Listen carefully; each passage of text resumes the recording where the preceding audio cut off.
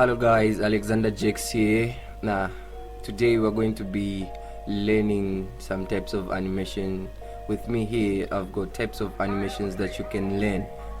This is called a motion graphics designing. There are basically 5 types of animations that you can learn. With me here, I have examples of animations. The first one is 2D animation. An example there by Zakado animation. The second one is 3D animation. We've got 2 examples there. Prosam. The first one is done by Amajazi Studio. And then the bottom one is done by Prosam animation. And the third one is motion graphics. There are 5 types of animations, but we will be covering 3 types of animations on my channel. I'm more focused on the 3 types of animations on my channel. Probably we'll go with the 4th one maybe in the future. 2D has to do with 2 dimension. The good thing about it is that it's cheap and easy. Okay, this is getting a little bit interesting. Now we are getting into 3D animations, 3 dimensions. We have the X and Z. We have the X, Z, Y axes. Okay, 3D animations has to deal with the real world.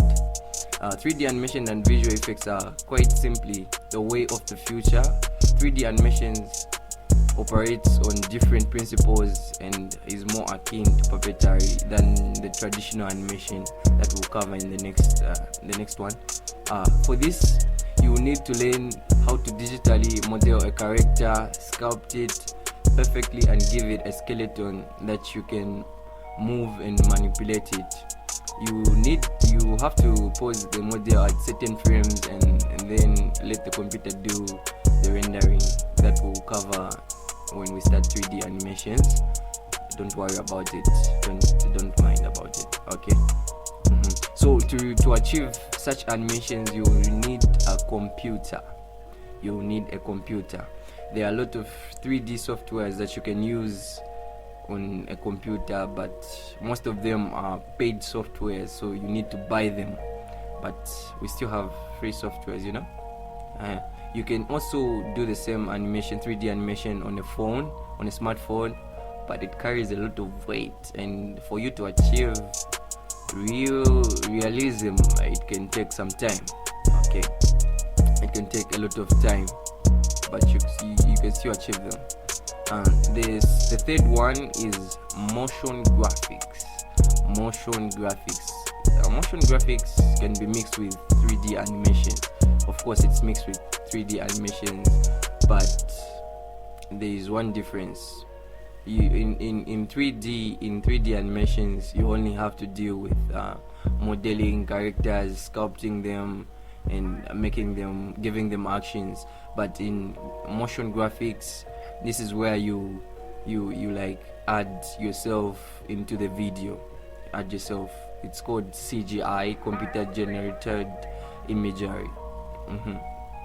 And a good example of CGI here that I have is the footage from The Falcon and the Winter Soldier. This is a new series by Marvel Studios. You can check it out. Hey, and the 4th one is traditional animation. Traditional animation. Most of you are confused. But traditional animation, this is like the first animation ever created, type of animation ever created. Before these digital animations, they used to have traditional animations where you create a lot of painting, a lot of drawings, like you draw frames in a sequence to make an animation. A good example that I have for traditional animation is this picture of a lady done by a South African guy. I don't know the name, but there's another example here. As you can see, this is the original hand drawn cell animation where the artist literally has to draw thousands of images on a special paper and have them photographed frame by frame. before the digital revolution, traditional animation was like the normal of the industry. Even Disney used to use it, Disney animations. Traditional animation is a great skill to have. It is a great skill to have in your arsenal, especially in your particular if you particularly enjoy traditional media, color pencils, glass painting, watercolors. The main drawback to traditional animation is that it's a very lengthy process. However, don't let the old world flavor of this style put you off, as there's plenty of inspiration to draw upon within this style of animation, and a lot of people use it. Okay, the last one is stop motion. I won't talk about it now because I have no perfect examples to show about stop motion, but you can use stop motion in motion graphics. It's also used in 3D animations as well, but it's like using physical puppets, adding them. It's more like CGI. We'll talk about them in later time.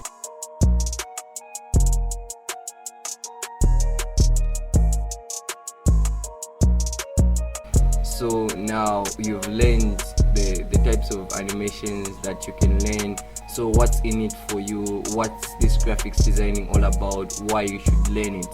The number one reason for you to learn graphics designing is probably to entertain your friends, entertain your family, entertain people, and also build the Zambian industry or your country's industry, building up the movie industry, the film production, or maybe trying to get employed at a company.